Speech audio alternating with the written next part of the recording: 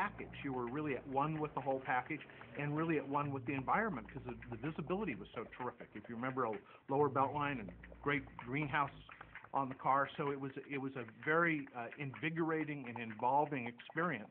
The time Detroit was trying to go low and swoopy, the 2002 was a little upright car. Plenty of room, you could see well in all directions. It just looked like it had dropped from another planet. That's our roots. That's where we started. That's where we built our customer base. That's what defined us. And then we expanded our model range upwards, and today outwards a little bit more. But the 3 Series is, you know, where we began, and that's the core.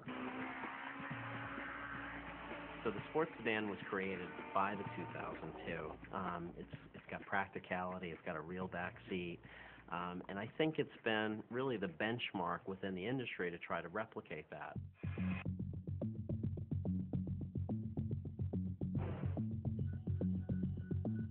BMW was initially defined by the 2002 because it was the biggest volume car, but I think it was also the purest expression of what a sports sedan is. And then the 3 Series came. Again, the pure expression of a sports sedan.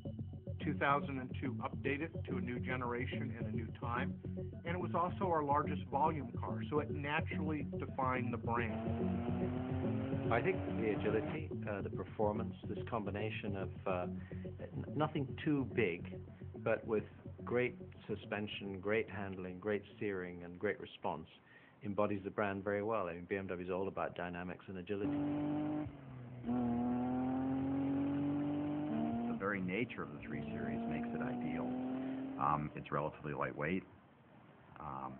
It's not that wide. Agility and nimbleness can go up. It can carry a fair amount of wheel and tire for its size, if you will. So all those attributes, basically, from a physical standpoint, make it, in some sense, easier to achieve fantastic handling and fantastic steering, fantastic braking within the package. BMW's had a heritage of racing throughout its life. Long before the 3 Series of the 2002 came along, BMW was a company that raced what it built.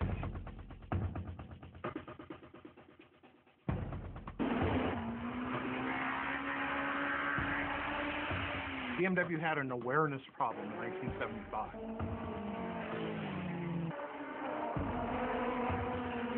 And one of the ways that we addressed the awareness problem was through motorsports, which was a very natural thing because that was an important part of the heritage of the company. And we came up with, I think, what was the most exciting race car that BMW ever had, was the 320 Turbo. In keeping with the BMW tradition, this 3 Series surprised everybody because it was a relatively boxy look, great aerodynamics, great graphics on it, and this engine, which was a 4-cylinder turbocharged engine that produced enormous amounts of horsepower. And did great things like when you let up on the throttle, it would belch flames from the side. It had great noise, the power would come on tremendously, and David was a very, very competitive driver with it, and we won a lot of races, and I think attracted an enormous amount of attention. Every BMW that we've raced, particularly here in the U.S., has been based on a pure production car. We don't start with a plastic body or a silhouette shape or something. We take a production car and a production engine and build them up for racing. So it says a lot about the good basic engineering that exists in a BMW, that it forms this strong basis for a successful race car.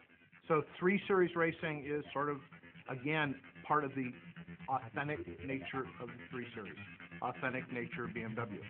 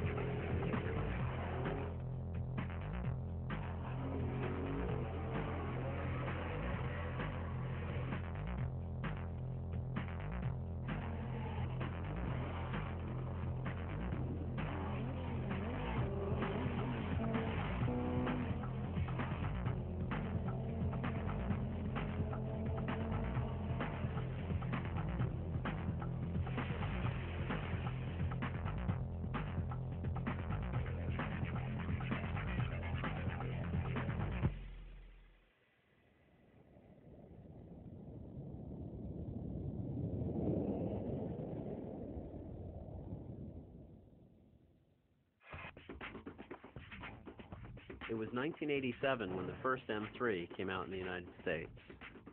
which looked very much like a race car. It was very flared, and it had a sort of an exaggerated spoiler, and it looked really, I think, more at home on the racetrack than it did on the street. This was done so that they could race the car in that form. So it's what's often referred to as a homologation special, where you design in some of these race car features on the street car and build it as a production car. It had an engine block, which was virtually identical to the BMW F1 World Championship engine.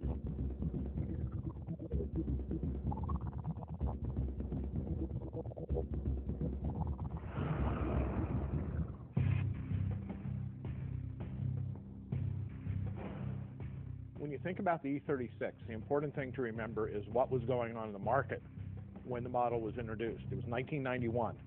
The whole luxury performance market was in a sales slump. BMW was in a serious sales slump. Lexus had just entered the market and established itself as a real viable contender. So there was a lot going on in the market, and it was a time when BMW really had to reassert itself as the performance sedan ultimate